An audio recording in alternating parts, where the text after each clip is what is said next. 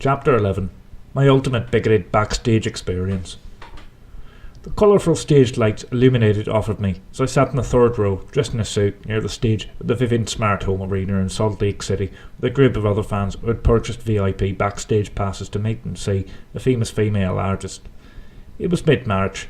Due to this artist lawyer sending me letters warning me not to put a name in this book, I will refer to her as Anna.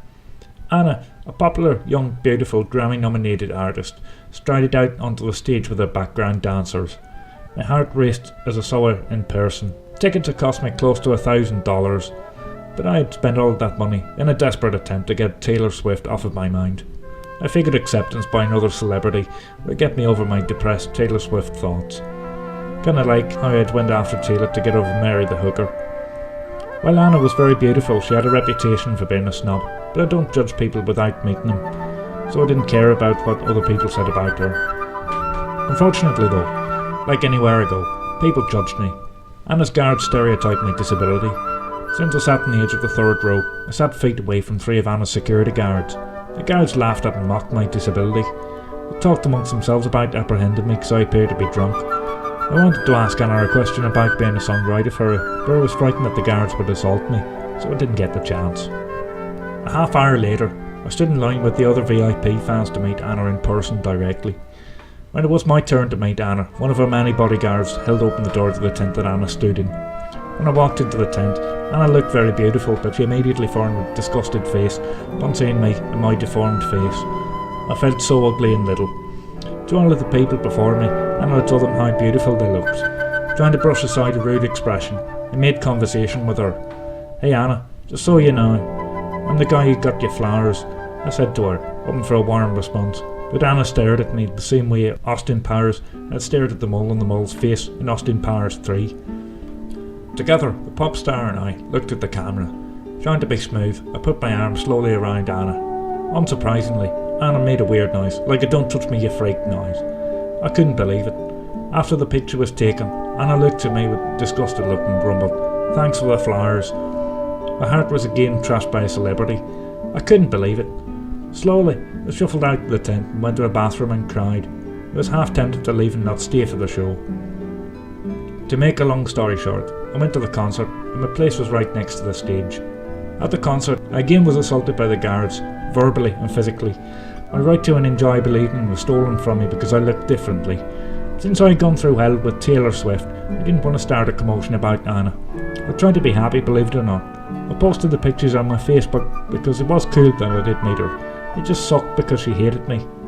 Weeks later, when the backstage meet and greet photos were available for viewing, I was stunned to see Anna passionate in every picture except mine.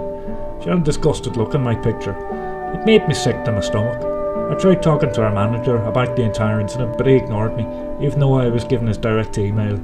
The word duty came to mind. I let my past research process through my head, and the calculation formed in my brain that Anna had failed to provide a safe space for a disabled person per Utah law that requires places to give disabled people equal rights in places of amusement. Surely, equal rights also pertains to not being assaulted. To my hesitation, it came out about what Anna did to me after a terrorist attack prompted me to reveal what she did. I felt obligated to hold her to a higher duty that public policy dictated. See Chapter 1 if you don't know what I mean by public policy. I sued her because her or her manager never offered any explanations or apologies.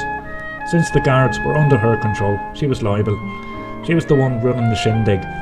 To some, it may have seemed like I was truly litigious, but on the contrary, I just wanted celebs to put their money where the mouth was and abide by the superstar status and duties. But read Chapter 1 if you don't agree.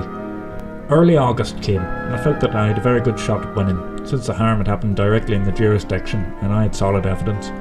To my confusion though, somehow I showed up a half hour late to the trial. The time got mixed up in my mind. Anna had hired John Smith. He was on the warpath to bring me down. The judge was different than the last trial judge, but this judge, just like Judge Harris had, rated BI, kind of like BO for body odour, which is short for bias. It wasn't even a trial for Anna though, like it was supposed to be. It had unfairly turned into a trial against me for irrelevant things I'd said. I'd written stupid comments on my Facebook, and John Smith, like the scumbucket he was, purposely twisted my words, and I almost got arrested in the courtroom. John was such a drama queen. Unsurprisingly, John again brought up the lie that I had sued Taylor Swift for a date to establish a pattern of my frivolous, litigious and crazy behaviour. To my frustration, trolls secretly filmed the trial and put it up on YouTube and other sites, e.g. a loser Kiwi site. Luckily, I wasn't arrested, but I was fined for speaking the truth. Just like all other truth speakers, I had been punished because the judge nor John wanted to open their minds, which goes against all legal precedent, as judges are required to analyse situations broadly. As the trolls filmed me walking out of the courthouse, none of the news stations showed up because John had again threatened them. I began to wonder if my white knight efforts were worth the repercussions. No fake, fat-faced judges wanted to listen to me or look at my evidence. Even when I cited the correct laws and the correct precedent, nobody wanted to listen. Everybody just laughed. They didn't analyse the facts, they only analysed me. The entire incident was one for the books. That's why I assigned it Chapter 11 for this book.